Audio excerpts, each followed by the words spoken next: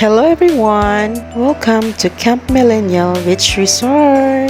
I-share ko lang pala to guys. Ito yung Camp Millennial before, yung hindi pa siya nadaanan ng bagyong Odette. Ang ganda talaga niya guys, nakakamiss talaga. Tapos may mga puno-puno pa dyan, may mga halaman-halaman pa dyan. Sobrang nakakamiss. Ito naman yung mga cottage. Ang ganda lang sa mata, nakakamiss talaga. Tapos may mga umbrella pa sa tabi ng dagat. May mga gazebo din. Ang ganda tingnan. With model pa yan ha. O san ka pa? Tapos may inflatable pool for kids pa dyan. Di ba napakaganda?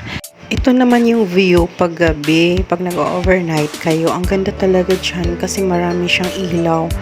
At ito na guys. Ang bago. Camp Millennial Beach Resort. Unti-unti nakakabangon din at naitayo din sa wakas. Sabi nga nila, laban lang. Kasi walang pagsubok na hindi makayanan. May ginagawa pala sila yung rest house na simple lang para may matulugan lang.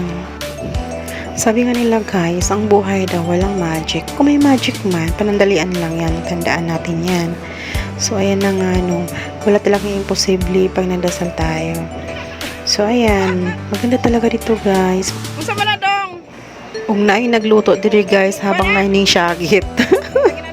At ayan, may mga nagbudol fight pa. May mga naliligo. Ang ganda talaga, guys. Nakaka-relax dito. Kapag may problema ka, pwede ka lang pumunta dito. Muni-muni ka. Pag isa ka ganon. Tingnan mo lang yung palibot ng dagat, ganon. Ito na pala yung mga cottage guys na built-in. 5 yan sila. Plus, ayan na yung rest house. At may additional pa na 4. Ayan na guys. Thank you!